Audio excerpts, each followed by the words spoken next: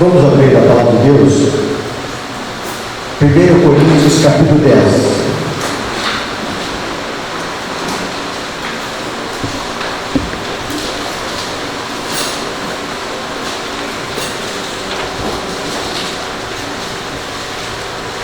Verso 7.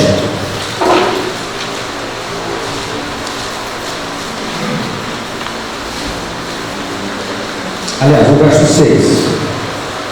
Ora, estas coisas se tornaram exemplos para nós, a fim de que não cobicemos as coisas más, como eles cobiçaram. Paulo está fazendo uma referência às coisas que o povo de Deus enfrentou no deserto. E no verso 7 ele fala: não vos façais por idólatras como alguns deles, porquanto está escrito: o povo assentou-se para comer e beber, e levantou-se para divertir-se. Então nós encontramos que Paulo ele menciona um fato do Antigo Testamento. E no verso 11, estas coisas lhes sobrevieram como exemplos e foram escritas para a advertência nossa, advertência nossa, de nós outros sobre quem os fins dos séculos têm chegado. Então Paulo ele vem referindo algumas coisas que aconteceram com o povo de Israel no deserto, e ele vem dizendo que essas coisas, elas são coisas tipológicas, são figuras. Aquilo que aconteceu no passado é uma figura daquilo que vai acontecer nos últimos dias. Ou, uma outra linguagem, a história do Antigo Testamento vai se repetir nos nossos dias. E entre as coisas que Paulo fala que vai repetir nos nossos dias, ele menciona um fato. E esse fato é que o povo assentou-se para comer e beber e levantou-se para divertir-se. Paulo estava fazendo uma referência àquilo que nós encontramos no livro de Êxodo, no capítulo 32. Ele estava tendo como referência Êxodo capítulo 32, e ele menciona aqui para nós a questão da adoração de um bezerro de ouro. Então, Êxodo capítulo 32, e vamos ler aqui os primeiros versos. Mas vendo o povo que Moisés tardava em descer do monte, acercou-se de Arão e lhe disse: levanta-te, faze-nos deuses que vão adiante de nós, pois quanto a este Moisés, o homem que nos tirou do Egito, não sabemos o que lhe terá sucedido. Disse-lhe Arão: tirai as argolas de ouro como das orelhas de vossas mulheres, vossos filhos e vossas filhas, e trazei-nas. Então todo o povo tirou das orelhas as argolas e as trouxe a Arão. Este, recebendo-as das suas mãos, trabalhou o ouro com buril e fez dele um bezerro fundido. Então disseram: são estes, ó Israel, os teus deuses que tiraram da terra do Egito. Arão, vendo isto, edificou um altar diante dele, e apregoando disse: amanhã será festa ao Senhor. No dia seguinte, madrugaram e ofereceram holocaustos e trouxeram ofertas pacíficas. E o povo assentou-se para comer e beber e levantou-se para divertir. Observe aqui que aquilo que Paulo faz uma referência lá no Novo Testamento, ele está usando aqui como base o que está registrado em Êxodo, no capítulo 32, e de uma forma bem específica nos primeiros versos aqui do capítulo. Aqui nós podemos ver algumas coisas bastante interessantes para nós entendermos que tempo que nós estamos vivendo.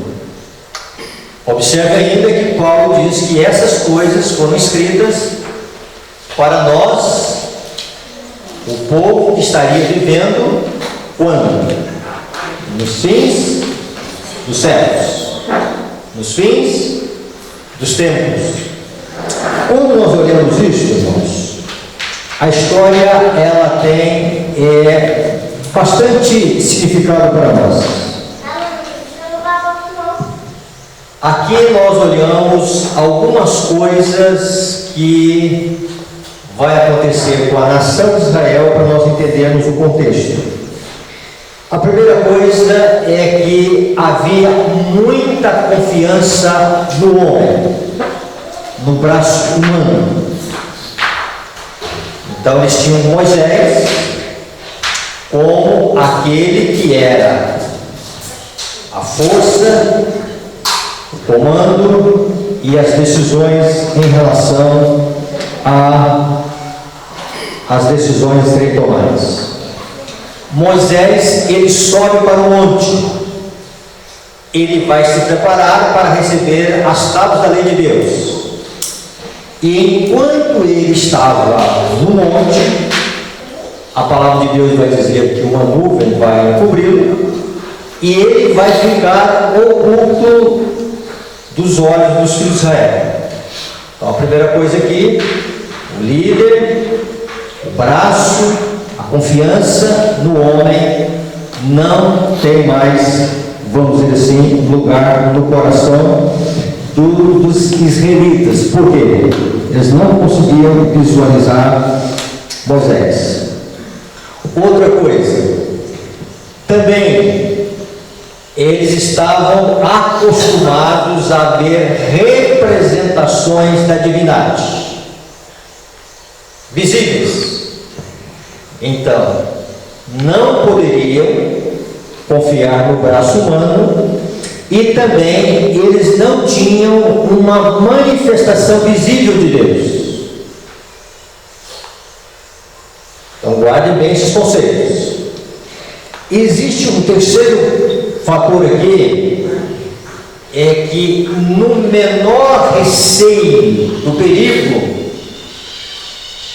eles estavam agora procurando alguma coisa em que eles pudessem apoiar a fé.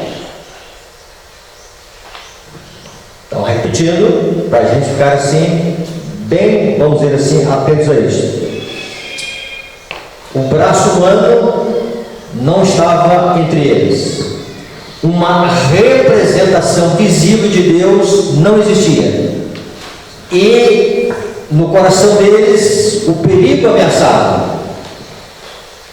E podemos colocar ainda um quarto fator. Muitos deles, e aquilo que se chama a mistura de gente, muitos saíram do Egito, mas o Egito não saiu do coração deles. Eles estavam acostumados a terem representações da divindade e representações visíveis.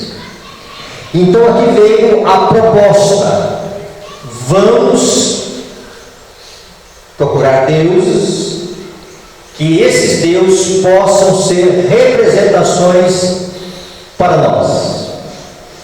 Interessante que a história nos conta que Arão, ele vai tentar trabalhar com o orgulho das pessoas.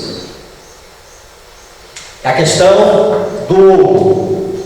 E diz que este ouro estava nas orelhas. E quando nós olhamos a questão do ouro, de onde veio esse ouro? Esse ouro veio como parte do salário que o povo de Israel recebeu do Egito pelos anos de escravidão. Então, quando saíram, eles pediram aos egípcios e receberam ouro. E quando agora Arão faz a proposta, olha, o que eles têm de mais precioso, eles vão recusar a ceder? Para a surpresa de Arão, foi uma facilidade tremenda, né? Uma liberalidade, assim, espontânea, sem nenhum apelo, né? Vamos doar tudo para uma causa nobre. E essa causa nobre é um bezerro de ouro. Por que um bezerro de ouro, tá? O que a gente encontra nessa expressão um bezerro de ouro? Aqui nós temos o ouro com seu significado, tá? Aí vocês podem ver aqui no livro de Jó, só vamos ver essas questões aqui para nós entendermos o que está aqui em relação a isso, tá? Alguém pode ler para nós Jó, capítulo 37, verso 22?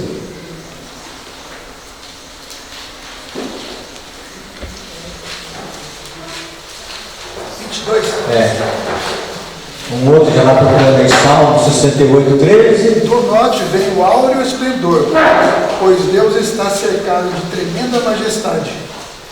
Tá, então veja bem, aí está falando do esplendor, do áureo, a majestade. Então o ouro representa a divindade, a majestade de Deus. Então o metal mais precioso, ele tem um sentido simbólico, tá, da majestade de Deus. Salmo 68, 13.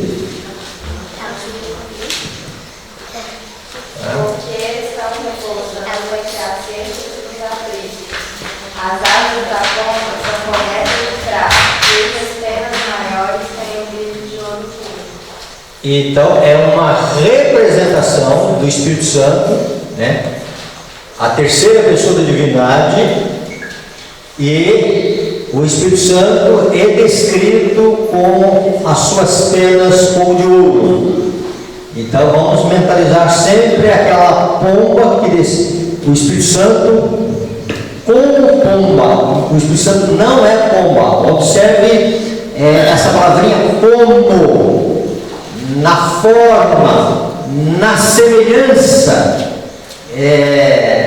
Então Deus usou uma pomba para representar a divindade, e essa pomba não era uma pomba branca, né? A gente vê muito assim em alguns slides aí, tá? É uma pomba de ouro, cuja cor é ouro polido, tá? Isso estava representando tanto a divindade como o caráter da divindade. A gente pode ver isso Apocalipse 1:13. O que é escrito lá? E no meio dos candeeiros, um semelhante a filho de homem, com vestes talhares e cingido à altura do peito, com uma cinta de ouro. Então Jesus é apresentado com uma cinta de ouro no peito. O que significa isso, né?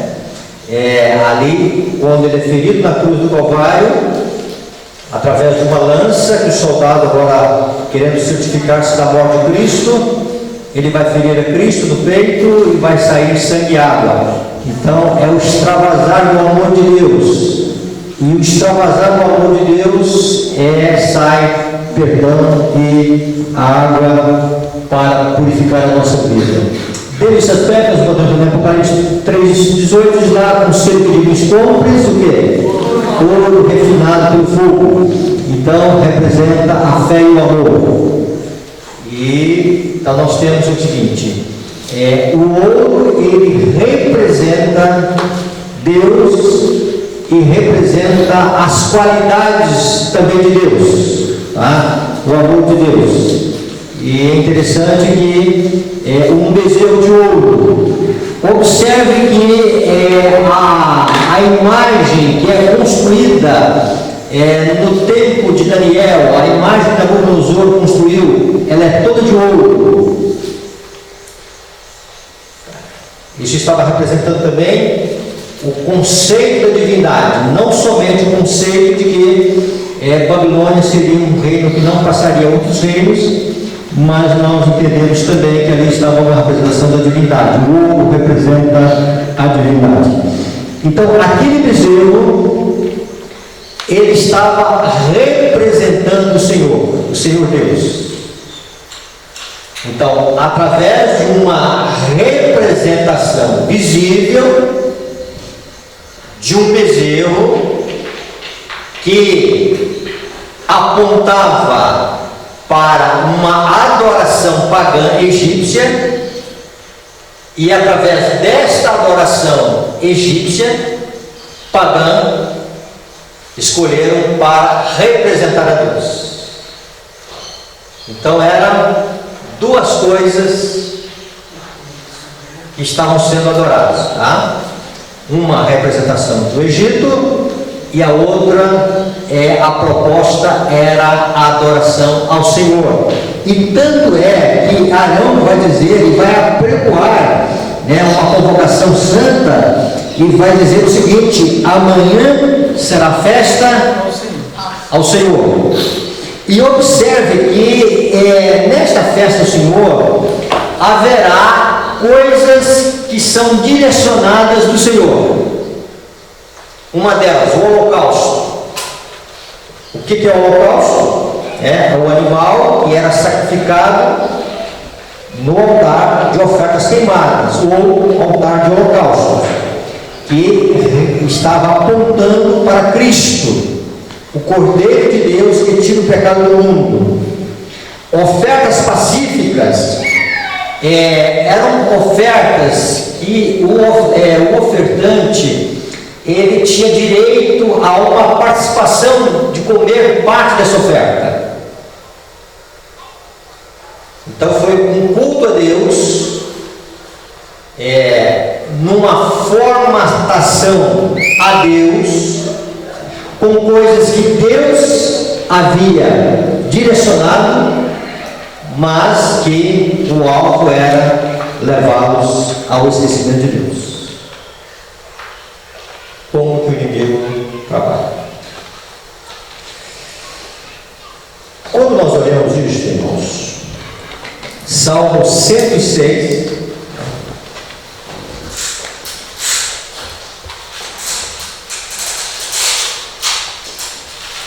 o texto.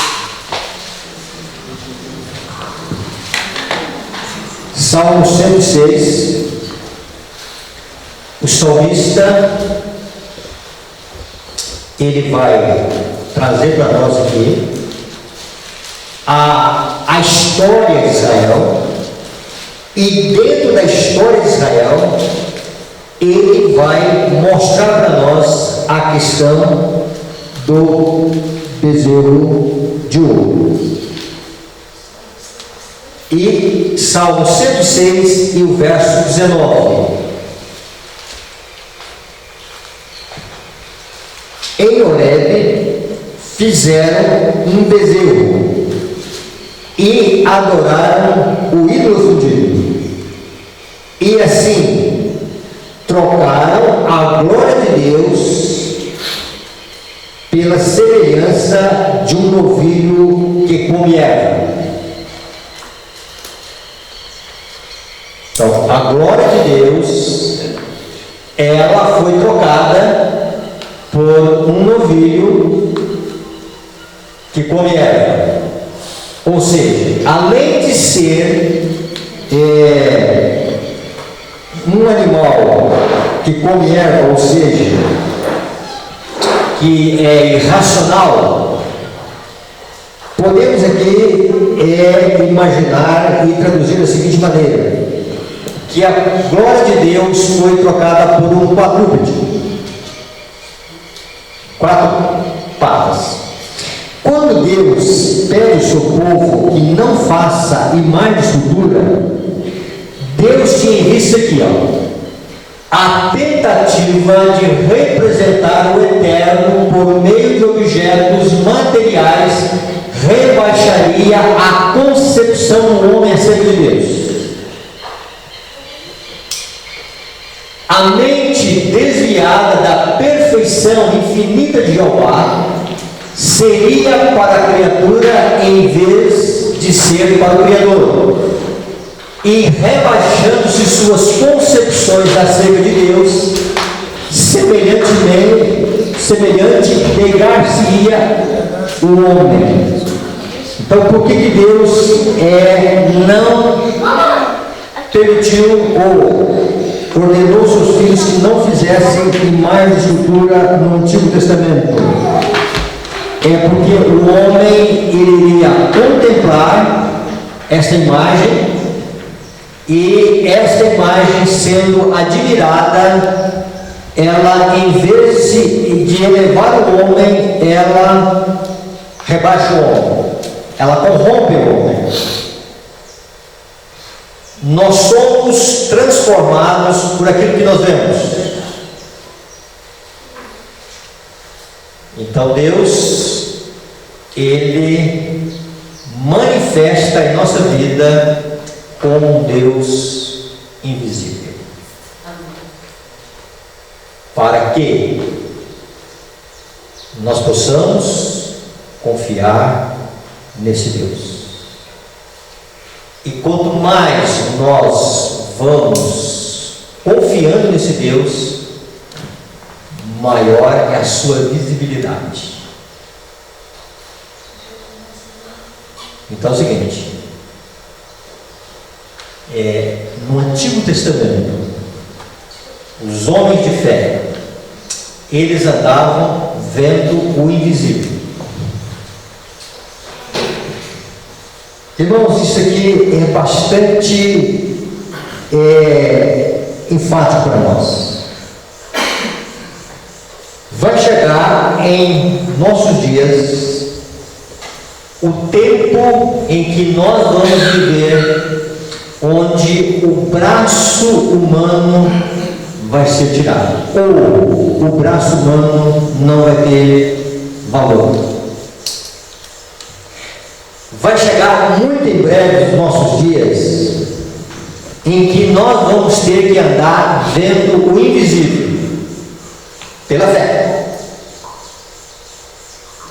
Nós não vamos ter a visibilidade com os olhos da razão, mas nós vamos ter que enxergar a mão de Deus conduzindo a trajetória da nossa vida em situações que nós nunca jamais imaginávamos que nós passaríamos por ela.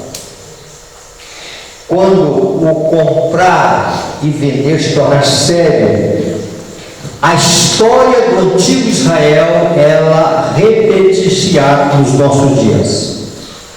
Vejam que nós encontramos no livro do Apocalipse, capítulo 13, o que vai acontecer dentro desse conceito em relação aos momentos finais. Apocalipse capítulo 13, nós encontramos a partir do verso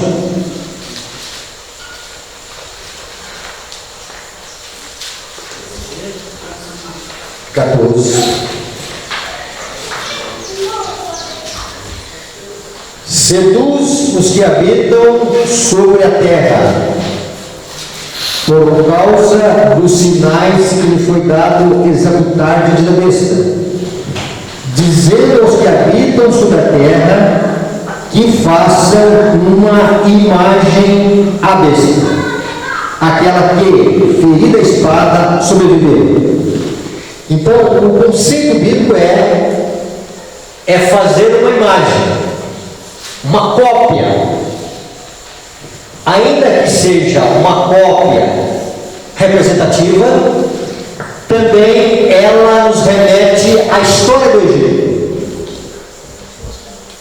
Vamos fazer uma imagem, vamos fazer uma representação dos deuses que nos tiraram do Egito. E aí vejam bem, irmãos. Então esta imagem, esta cópia, e aí você pode colocar nessa palavra imagem e estátua, da besta, e virá numa sedução. Ontem nós falamos um pouquinho sobre isso. Então o povo de Deus, ele vai enfrentar uma sedução de fora, para que nós tenhamos um molde de adoração de fora, uma sedução de fora. Depois nós vamos falar de uma sedução interna. Quando nós olhamos isso, irmãos, diz o seguinte, vamos continuar no texto. Verso 14, diz lá, verso 15. E foi-lhe dado comunicar, foi com a imagem da besta. Então, uma estátua, uma cópia, esse é o sentido, né? E agora vem o sopro de vida, para que a imagem seja uma imagem viva. E vejam bem, irmãos, não só que a imagem falasse, como ainda fizesse morrer quantos não adorarem a imagem da besta.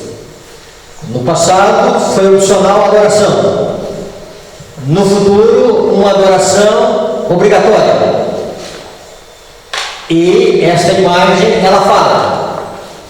E nesta imagem falando, todos que não estejam dispostos a adorá-la, eles vão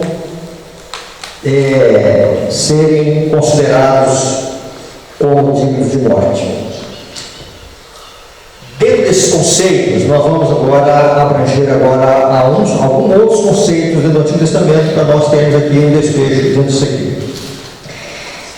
Dentro do sentido dessa sedução, Números capítulo 25. Números capítulo 25. Aqui é a história do povo de Israel, já próximo de entrar na terra prometida.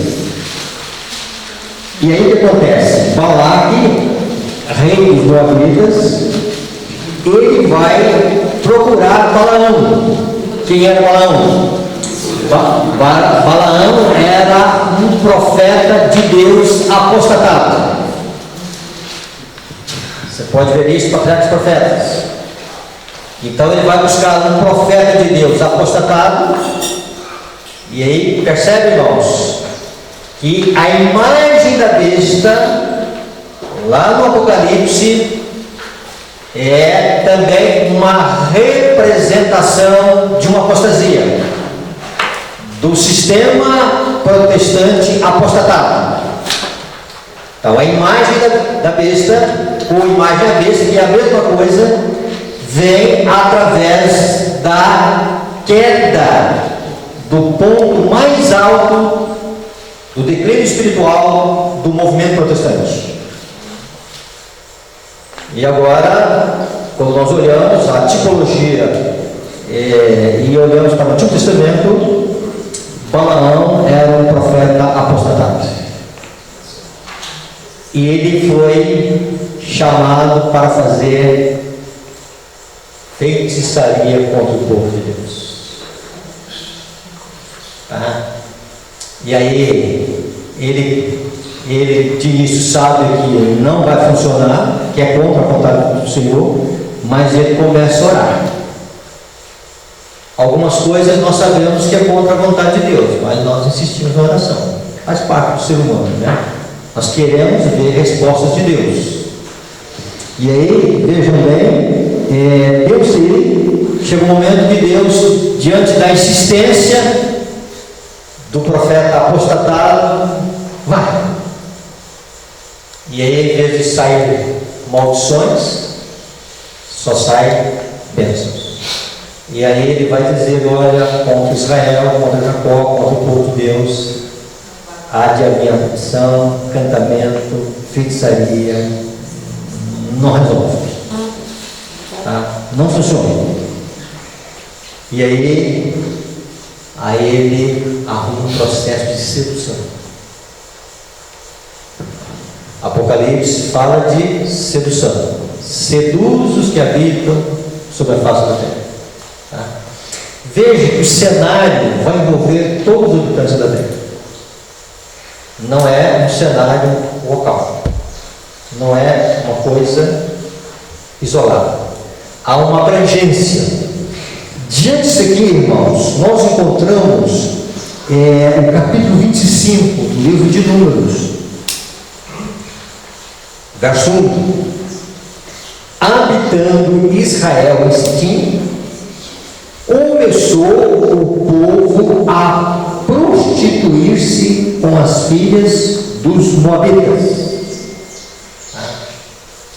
E aí, por sugestão de Balaão, ele vai dizer: olha, vamos fazer aqui uma festa e vamos introduzir as moabitas.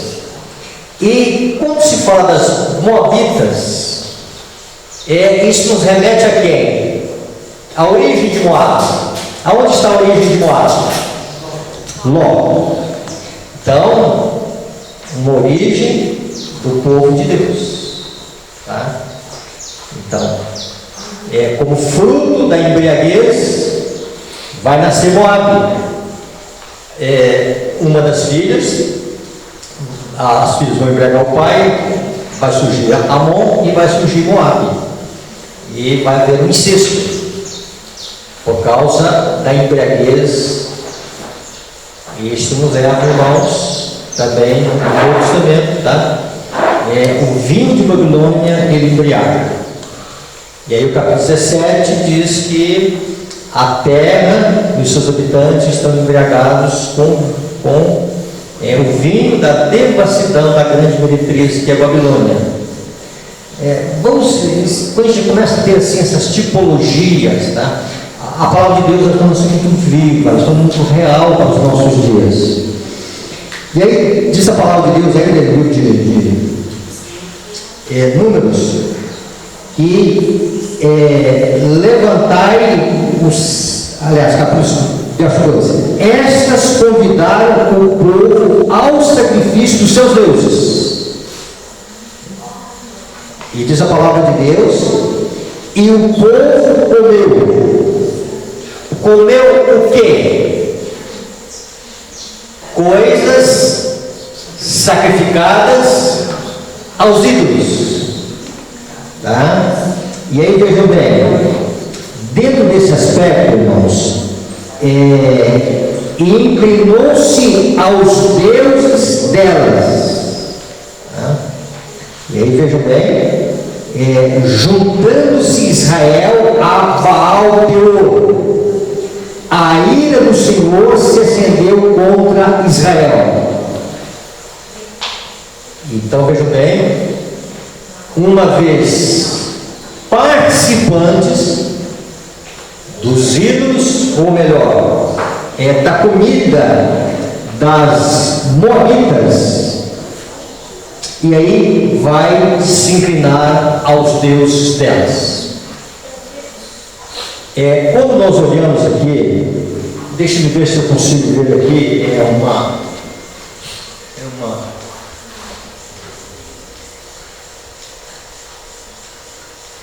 não tem aqui o texto, mas esse texto no livro Patriarcas e Profetas, o que era esse sacrifício e o que era essa comida? Essa comida está relacionada à religião dos cananeus, e a religião dos cananeus era uma religião que tinha contato com os mortos.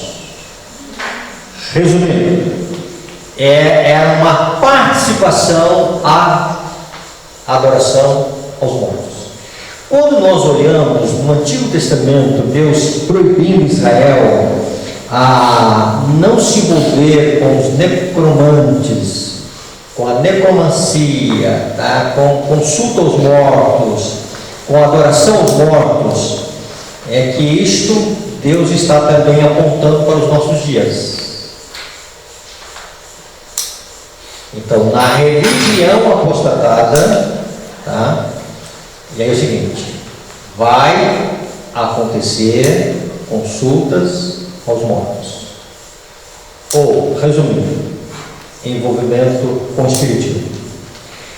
Quando nós olhamos Apocalipse capítulo 13, e a segunda besta, o falso profeta, o profeta apostatado, também nós encontramos que ele faz até fogo do céu descer diante dos homens. Ontem nós vimos um pouquinho diante disso, tá?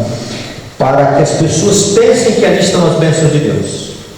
Então, a participação, o envolvimento em relação à questão com os mortos vão se tornar cada vez mais acentuado entre o mundo. E isto vai ser uma sedução para o povo de Deus. No momento da crise, quando o braço humano for tirado, e quando nós vamos ter que confiar no invisível, o inimigo vai apresentar externamente para nós um atrativo daquilo que ocorrerá com as filhas dos moabitas, ou com as religiões apostadas. Então, esse é o cenário profético para nós. Quando nós olhamos aqui, irmãos, esta questão do desfecho final, nós podemos encontrar também agora algumas características aqui. O povo comeu, bebeu, divertiu. Ou seja, uma religião que satisfaz os seus instintos carnais. Sempre foi atrativo para o ser humano uma religião que satisfaça a sua propensão carnal. Então, à medida que o fim vai chegando, a busca pela carnalidade, a busca por uma religião carnal vai se tornar cada vez mais a procura do ser humano.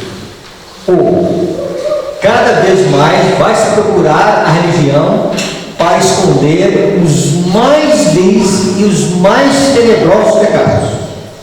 Ou a religião vai ser uma forma de um manto para encobrir a corrupção do ser humano.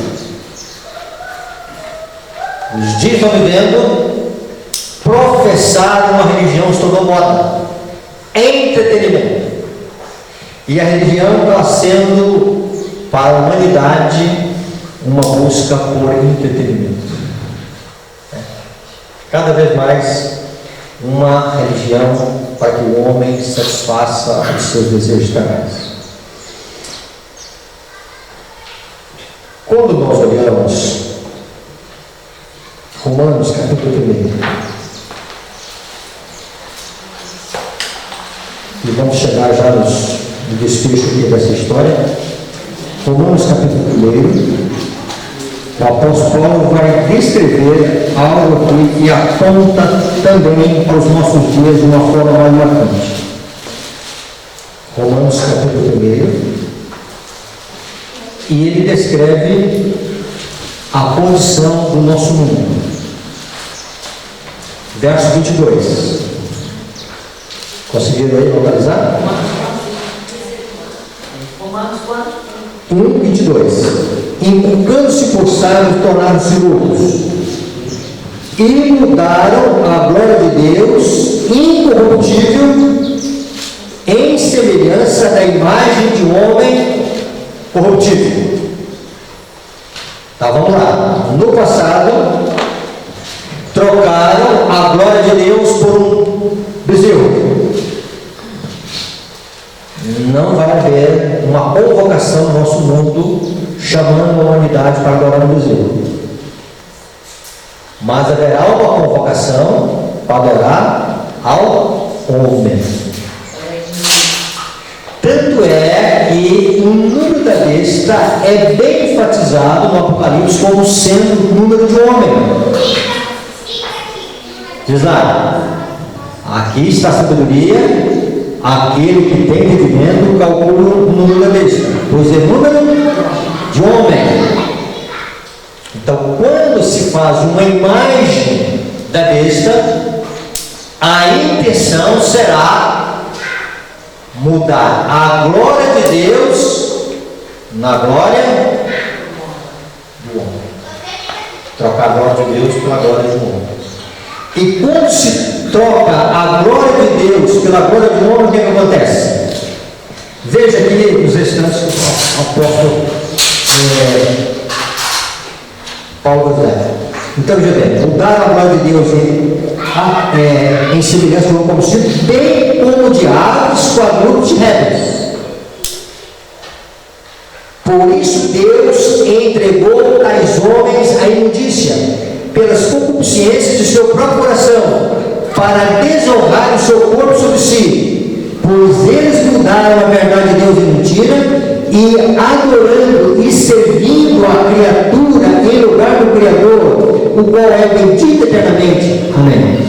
Então vejam bem, então irmãos, à medida em que o ser humano ele adora a criatura no lugar do Criador, e a criatura pode ser o bezerro, como pode ser o homem, ambos são criaturas.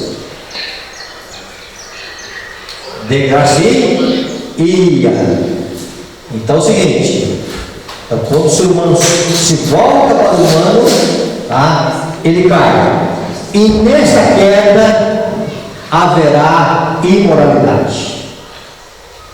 Então, parte da imoralidade que existe no mundo é como consequência daquilo que o homem está configurando. Então, esse é o quadro que se apresenta para nós. Agora vamos colocar uma outra coisa aqui, que também está na tipologia. Esta adoração da besta, da imagem da besta, como a adoração do bezerro de ouro, tem atrativos. É tão atrativa essa religião, irmãos, ou essa adoração, que lá no passado diz que o povo levantou-se de madrugada. Quando Arão faz uma proposta, o povo madrugou. E holocaustos, ofertas pacíficas, e o povo também, vamos dizer o seguinte, ele está desejoso de que haja tal adoração. Alguém poderia dizer, pastor, mas isso aqui em relação ao povo de Deus. E cá está apresentando Apocalipse aquilo que vai se apresentar no mundo aí fora. Dentro desse aspecto, irmãos, há um atrativo, além de ser uma proposta de adoração a Deus, além de ser uma proposta de ter uma representação de Deus, existe também um outro elemento atrativo. E esse elemento, ele é visto em Êxodo 32 como tendo a dança. Então, preste bem atenção nisso aqui. A dança vai se tornar um elemento atrativo na adoração. Quase 100%. Terminar o raciocínio aqui, tá? Aí vem, vai estourar. Imagine você na sua cidade ver o cartaz. Baile em tal lugar. E é escrito assim embaixo: não haverá música. Funciona? Então é o seguinte,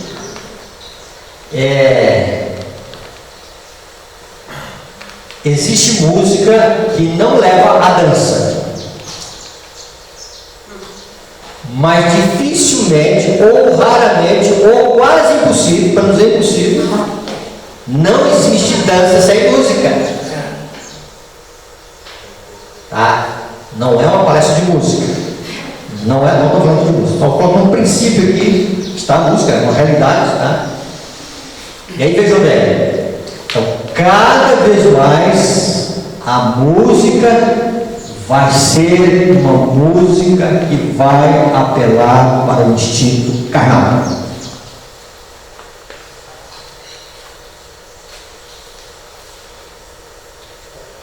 Para que isto possa embriagar, seduzir. Então, lá fora haverá uma sedução. Por falar em sedução, quando nós olhamos o atrativo na adoração da imagem da besta em Daniel 3, diz lá que foram convocados músicos, instrumentos musicais. E lá não fala o tipo de música que se tocou, mas fala a expressão toda sorte de música. Se tem toda sorte de música, tem música que leva à dança.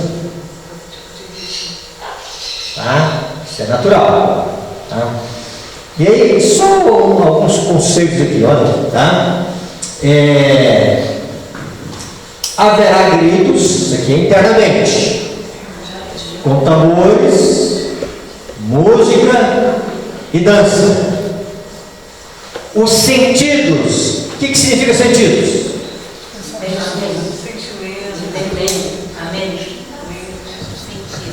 As faculdades da mente. Então eu achava que ele estava falando de sentidos: olfato, ouvido, paladar, tato, visão. Não.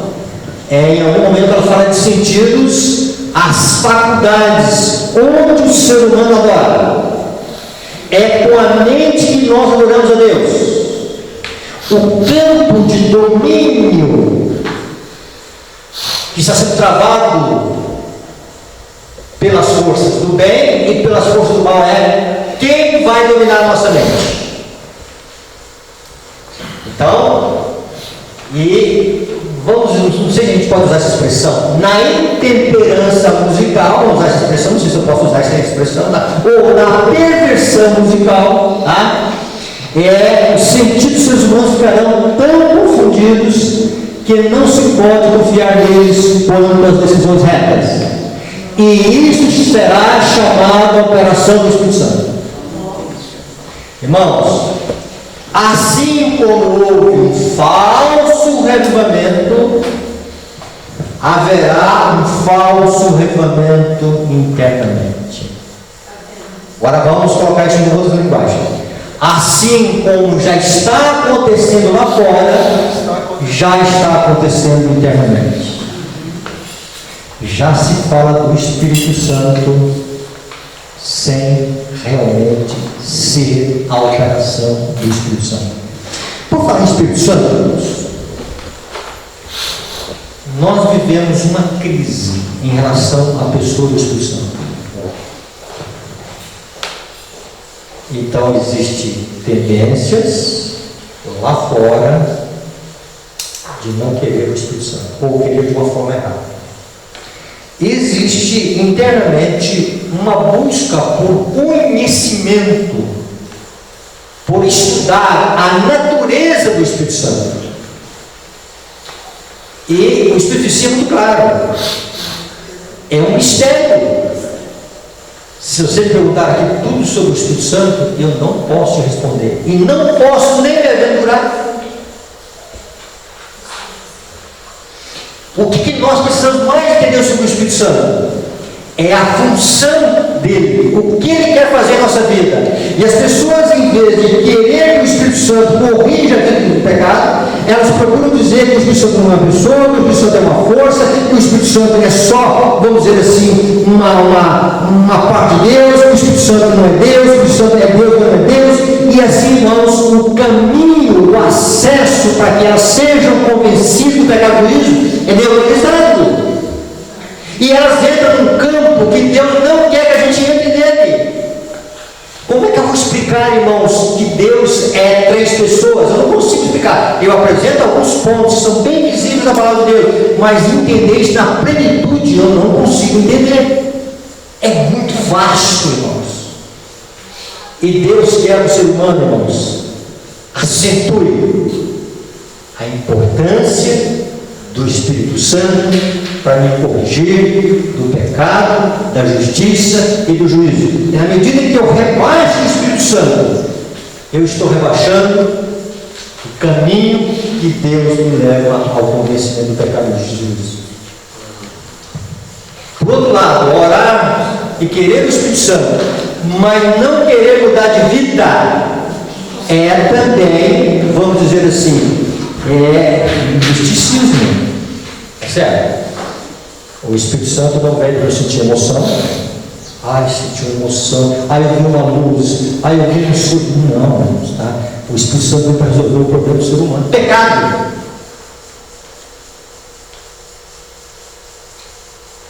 E porque ele vem para convencer do pecado, justiça e juízo, muitos vão dizer, olha, ou muitos vão querer abraçar de uma forma errada também. Tá? Então vejam bem, então nós estamos vendo que isso será chamado a operação do Espírito Santo. Então veja bem, haverá uma sedução interna também, tá? E aqui nós vamos terminar, tá? Vamos entender algumas coisinhas aqui. Só entender um conceito aqui de música, tá? Transtornou-lhes o cérebro com a estonteante cena de música e dança, e a consciência jazia adormecida. Isso aqui é uma referência a Herodes e os seus convidados. Eles ficaram embriagados com vinho, mas também ficaram embriagados com a dança da filha de Herodias. Ela dançou e o cérebro de Herodes e seus companheiros ficaram assim, botados, tá? A sensualidade. Então lá, a sensualidade da imagem da besta, tá? Seduz, as filhas dos moabitas seduzem. Então há uma palavra que ela tem que ser muito bem compreendida por nós: sedução. E aí veja bem, muitas vezes nós queremos os atrativos de um culto lá fora, porque lá fora tem carnalidade. Ok? Vamos lá. Só um conceito aqui. A palavra hebraica traduzida por divertir-se significa divertir com saltos, cânticos e danças. Essas danças entre os egípcios eram sensuais e indecentes. Tá? Alguma coisa, por exemplo, assim, do hebraico, que é a língua do Antigo Testamento, para o português, o Espírito fez questão de definir para nós. Nem tudo definiu. Mas no livro Patriarca e Profeta você tem uma segurança para dizer que diversão, no contexto de Êxodo 32, significa saltos, cânticos e danças. Estas danças entre os egípcios eram sensuais e indecentes. Então vamos lá, irmãos. Juntando tudo agora para nós terminarmos. Tá? Então há uma sedução interna, há uma sedução interna. Quando se fala de um texto que nós já estudamos muito aqui nos retiros passados, nos encontros passados, fala que ao aproximar-se da tempestade, muitos que professam a fé da mensagem do anjo farão o quê? Vão passar para o lado de lá. e verão as coisas quase do mesmo jeito que o mundo vê. Só que a gente às vezes para por aí. Diz que unindo-se ao mundo e participando do seu espírito, ou seja, participando do pensamento do mundo, vão ver a adoração a Deus, irmãos, como uma coisa boa. Fala umas coisinhas que bem baixinho. Muitos que professam a fé na mensagem sobre o anjo estão se preparando para participar de um carnaval muito em breve, em nome do Senhor, em adoração ao Senhor. Quando Israel levantou a proposta de um bezerro em relação à adoração, eles tinham ainda um outro propósito. Queria ter uma prestação visível da divindade, alguma coisa que eles pudessem confiar. E o patriarca profeta diz que se eles voltassem para o Egito, os egípcios iam olhar com os olhos. Olha, eles têm o mesmo Deus que nós temos.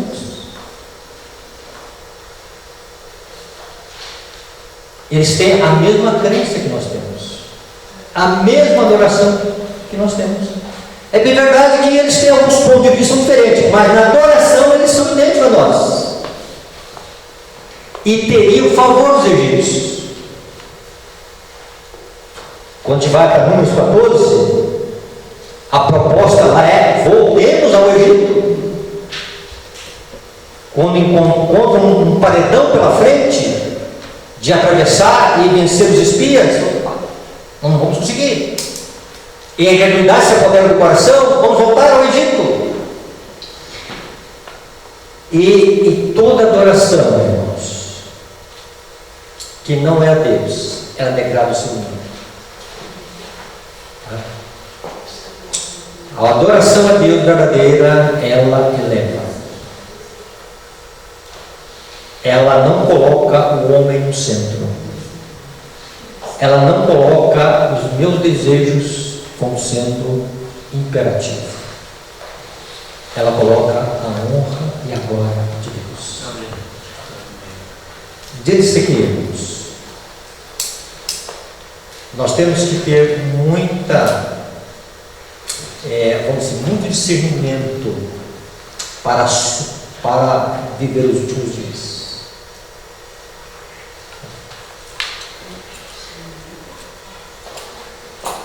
Para que a gente veja e ajude com sabedoria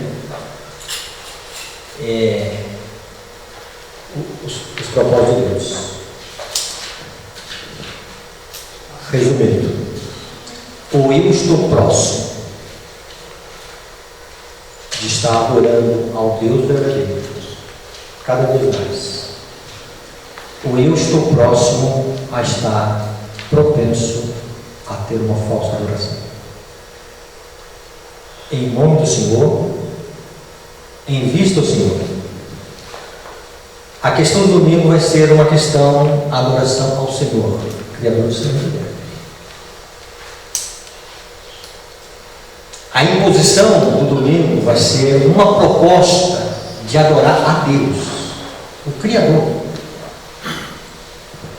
Mas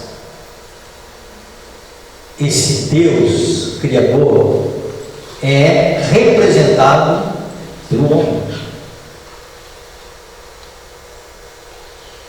A adoração, a réplica da besta, que é a mesma coisa que a adoração, a besta será um culto a Deus adorando o homem. Um culto a Deus no passado adorando o bezerro e a glória de Deus. E os ingredientes, os atrativos, sedução, milagres, filhos dos moabitas. Por outro lado, sedução interna, a busca por desejos carnais. Só para entender uma coisinha aqui, irmãos. No passado eu ficava um pouco triste quando eu via na televisão, não vejo, raramente vejo, um líder religioso com as ideias mais absurdas, né? Ungir uma vassoura, levar uma foto do marido, né? Você dá 100, ganhar 500. E aí percebi uma coisa, que o líder tem a sua culpa, mas existe uma abertura no coração do ser humano para ouvir aquilo. Então está sendo feita uma abertura no coração do povo de Deus para pular, dançar, porque está profetizado. E vão chamar a isto operação do Espírito Santo. Não tem nada a ver com o Espírito Santo. Que Deus nos abençoe, irmãos, nos dê sabedoria, para nós entendermos o propósito de Deus na nossa vida. É um quadro tipológico e que a gente precisa ver a volta de Cristo também nessas questões. E aí, ontem perguntou sobre esse movimento nos Estados Unidos de avivamento. Se eu sabia de tudo, eu não sei de tudo, mas algumas vezes eu cliquei, e é ao vivo, foi ao vivo 24 horas. Tá? Não sei se foi coincidência, mas todas as vezes que eu cliquei, só ouvi música. Não vi uma exortação, precisa mudar de vida. Só música. Música. Não que a música em si seja errada. Então veja bem. Mas, quando é genuíno, tem mudança de vida. É a glória de Deus que se busca. Que Deus nos abençoe. Quer façamos qualquer coisa, façamos para a glória de Deus. Amém? Amém.